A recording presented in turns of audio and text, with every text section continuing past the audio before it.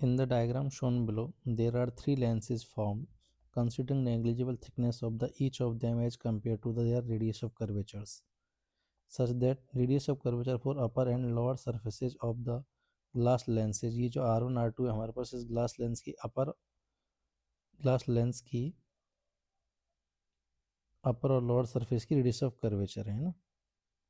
आगे क्या बोला है, the power of the combination पूछा है। तो देखो वेरी थिन लेंस बोले हुए सवाल में, एक तो हो गया हमारे पास वाटर से बना हुआ प्लेनो कन्वेक्स लेंस, ठीक है। दूसरा हो जाएगा हमारे पास ग्लास से बना हुआ ये लेंस, ये R1 है, ये R2 है। अब ये R1 है तो ये भी R1 होगा, ये इन्फिनिटी रेडियस ऑफ कर्वेचर, और ये है हमारे पास ग्लास का म्यू 3/2, ठीक है। और तीसरा जो है हमारे पास ये बनेगा प्लेनो कनकेव लेंस, जिसमें ये R2 है और इसके लिए इन्फिनिटी, और म्यू वाटर कितना हो जाएगा 4/3। अब सारा सिस्टम एयर में रखते हुए हमको इसकी इक्वलेंट पावर पूछी है। तो जब थिन लेंस पास पास में होते हैं तो उनकी इक्वलेंट पावर कैसे लिखी जा सकती है, P1 plus P2 plus P3 से। सिंपली इनको बस सॉल्व करना है, जहाँ पे पावर की वैल्यू 1/4 फोकल लेंथ भी होती है, ठीक है। तो बस अपन को क्या करना है, इक्वलेंट पावर निकालने के लिए इन तीनों की पावर्स को ऐड करना है, ठीक है। तो जो कि हो जाएगी 1/f1 plus 1/f2 plus 1/f3, ठीक है। अब साइन कन्वेंशन ये मानते हुए कि लेफ्ट से इंसिडेंट रे आ रही है, हम इनकी फोकल लेंथ निकाल लेते हैं, क्योंकि इंसिडेंट रे की डायरेक्शन पर फोकल लेंथ डिपेंड नहीं करेगी, है ना।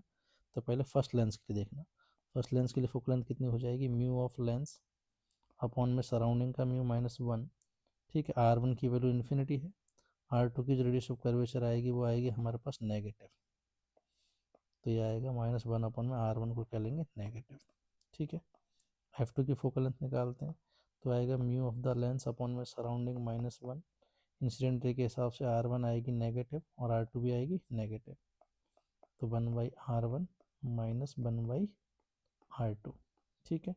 थर्ड लेंस के लिए अगर देखें तो इंसिडेंट रे के हिसाब से R2 नेगेटिव लेंगे, इन्फिनिटी हो जाएगा हमारे पास, तो ये आएगा mu of the lens upon surrounding, इसको मैं नीचे लिख देता हूँ, mu of the lens upon surrounding -1 minus 1/R2 इसके लिए। बस इसे सॉल्व कर लीजिए। तो इक्वलेंट पावर कितनी आ रही है फर्स्ट वाले से, ये हो जाएगी हमारे पास 1/3 इंटू प्लस का 1/R1, सेकेंड के लिए हो जाएगा 1/2, माइनस कॉमन ले लेते हैं, तो 1/R1 ना, इसको ऐसे रहने दो प्लस ही, 1/2 1/R2 माइनस 1/R1 लिख देते हैं इसको, और ये बन जाएगा प्लस का 1/3 माइनस 1/R2। बस इसे सिंप्लीफाई करना है अब तो ये कितना आ रहा है हमारे पास 1/3R1, ठीक है। R1 यहाँ से भी आएगा, माइनस का 1/2 R1, ये हो जाएगा 1/2R2 माइनस का 1/3R2, तो ये वैल्यू आ रही है 1/3 माइनस 1/2 से माइनस 1/6 R1, और ये 1/2 माइनस 1/3 से माइनस का प्लस का 1/6 R2।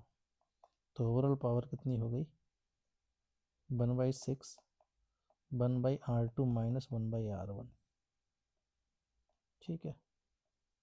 कितनी आ रही है इक्वलेंट पावर, यहाँ लिख देता हूँ मैं, ये आ रही है 1/6 1/R2 माइनस 1/R1, या फिर इसी को ऐसे भी लिख सकते हैं -1/6 1/R1 minus 1/R2। Option match करते हैं ज़रा, इनमें से कौन सा मैच कर रहा है।